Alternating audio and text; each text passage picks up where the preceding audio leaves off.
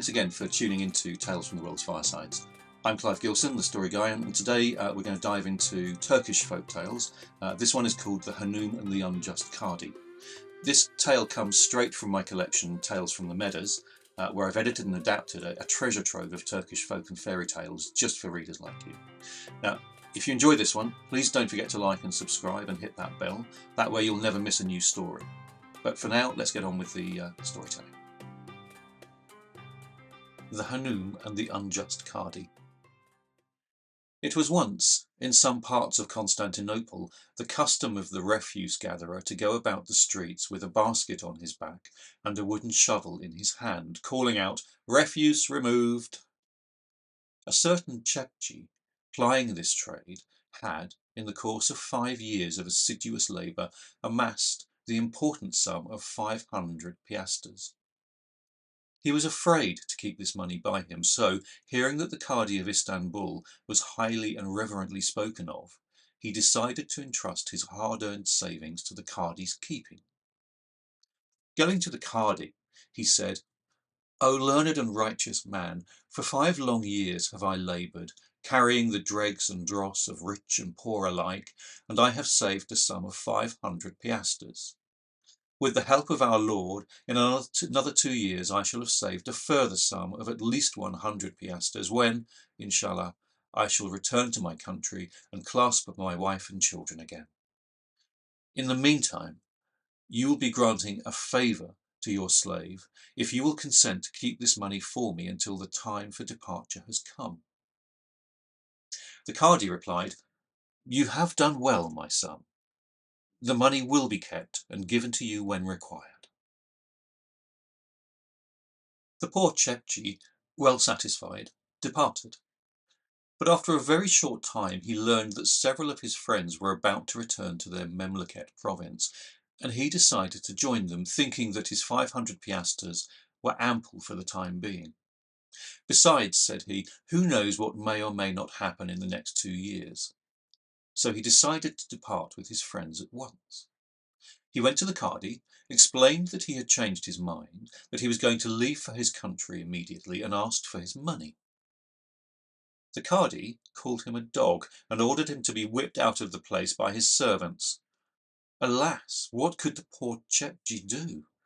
He wept in impotent despair as he counted the number of years he must yet work before beholding his loved ones again. One day, while moving the dirt from the konak of a wealthy pasha, his soul uttered a sigh which reached the ears of the Hanoum, and from the window she asked him why he sighed so deeply. He replied that he sighed for something that could in no way interest her, but the Hanoum's sympathy was excited, and after much persuasion, he finally, with tears in his eyes, related to her his great misfortune.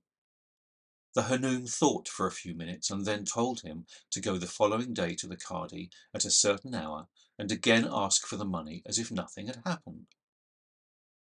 The Hanoum, in the meantime, gathered together a quantity of jewellery to the value of several £100, and instructed her favourite and confidential slave to come with her to the Cardi and remain outside while she went in.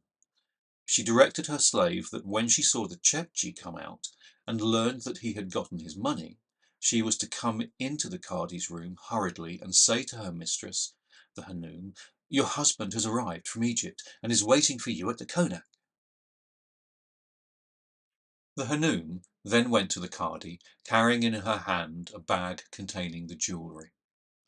With a profound salaam, she said, "O Cardi, my husband, who is in Egypt, and who has been there for several years, has at last asked me to come and join him there.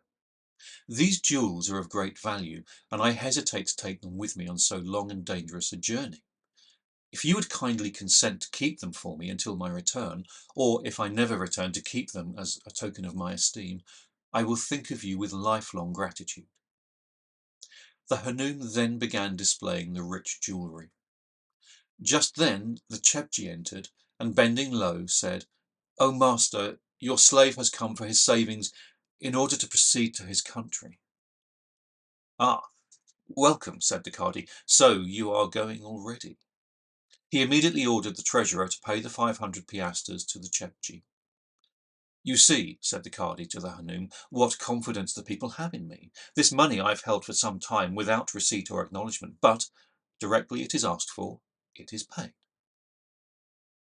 Now, no sooner had the Chepchi gone out of the door than the Hanoum's slave came rushing in, crying, "Hanoum Effendi, Hanoum Effendi, your husband has arrived from Egypt and is anxiously awaiting you at the konak." The Hanoum, in well-feigned excitement, gathered up her jewellery and, wishing the cardi 1,000 years of happiness, departed. The cardi, of course, was thunderstruck, and caressing his beard with grave affection, thoughtfully said, "Allah, Allah, for 40 years I have been judge, but never was a cause pleaded in this fashion before." And that's a wrap on today's story. This tale comes from Tales Told in the Coffee House by Cyrus Adler and Allan Ramsay, and was first published way back in 1898. Now, Ramsay was an 18th century Scottish poet, playwright, publisher and librarian, and apparently a wig-maker. Meanwhile, Adler adapted those works in the 19th century, again bringing these stories to a whole new audience. Now, my passion is for keeping these old tales alive, especially for those of us who might never have come across them before. Stories like these help to connect us, I think, across cultures and generations, and hopefully they make the world just a little bit richer and more interesting. If you love this story and want more folklore and forgotten tales, you can check out my books at Amazon, Barnes & Noble, all good online retailers and physical retailers as well.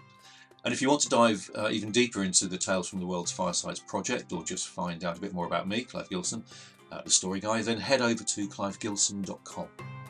Before you go though, don't forget to hit that like button. It really helps more people find these stories, and if you haven't already, make sure you subscribe, because that way you'll never miss a new tale. I post fresh stories every week, and there's well over 100 available already. That's it for now though, so until next time, keep reading, keep listening, and stay inspired, and take care.